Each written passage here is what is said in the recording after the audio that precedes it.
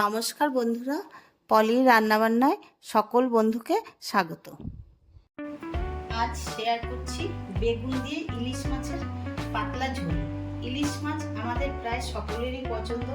গরম ভাতের সাথে এরকম ইলিশ মাছ হলে তো আর কোনো কথা হবে না। আমার চ্যানেলটি সাবস্ক্রাইব করে আমার পাশে থাকবেন এবং যারা ফেসবুক থেকে দেখছেন পেজটি ফলো করে রাখবেন। তাহলে চলুন কিভাবে আমি ইলিশ মাছের ঝোল তৈরি করলাম দেখে নেওয়া যাক। বেগুন দিয়ে ইলিশ মাছের ঝোল করার জন্য আমি 4 পিস ইলিশ মাছ নিয়েছি, ভালো করে ধুয়ে নিয়েছি। এবার দিয়ে দিচ্ছি লবণ আর দিচ্ছি হলুদ গুঁড়ো। মাছে ভালো করে লবণ আর হলুদটা মাখিয়ে নিচ্ছি।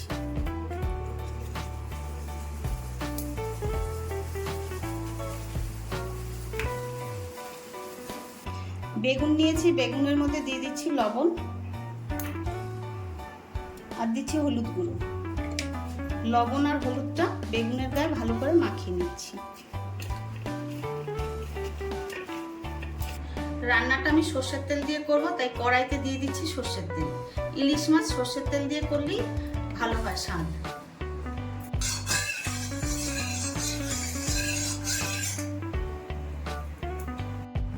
এবার মাছ দিয়ে দিচ্ছি।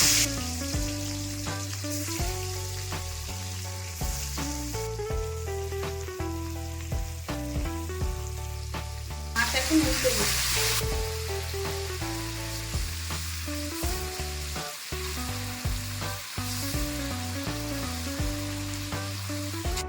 মাছ ভাজা তেলেই বেগুনগুলো ভেজে নিচ্ছি।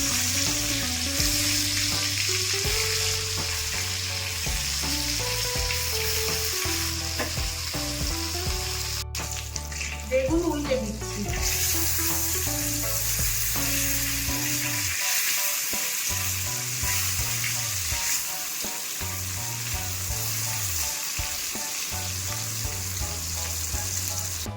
বেগুন ভাজা হতে হতে আমি একটা মশলা রেডি করে নিচ্ছি জিরের গুঁড়ো।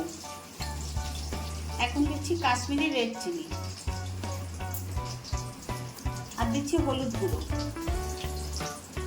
জল দিয়ে মশলাটা গুলিয়ে নিচ্ছি।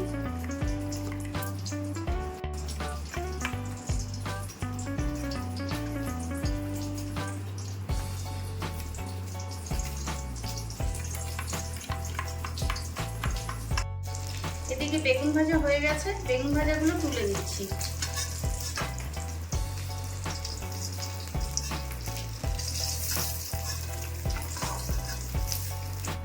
ফোড়নে দিচ্ছি কালো জিরে, কাঁচা লঙ্কা চিড়ে নিয়েছি, 3টে কাঁচা লঙ্কা দিয়ে দিচ্ছি।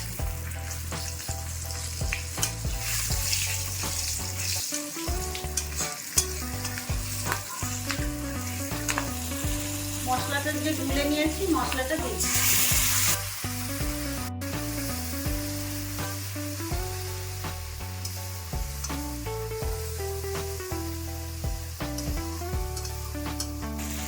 স্বাদ অনুযায়ী লবণ দিচ্ছি।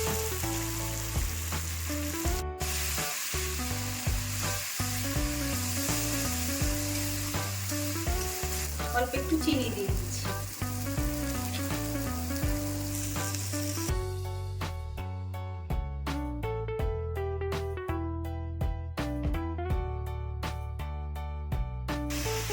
আর অল্প একটু জল দিয়ে দিচ্ছি।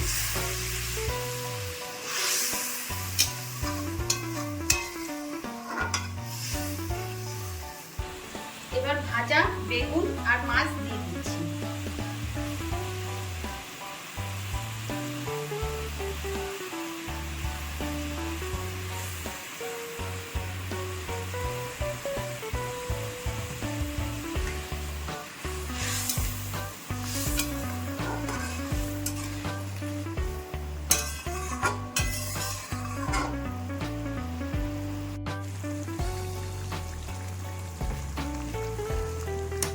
মাছের ঝোল হয়ে গেছে, এবার গ্যাস বন্ধ করে দেব, তারপরে আপনাদের সার্ভ করে দেখাচ্ছি।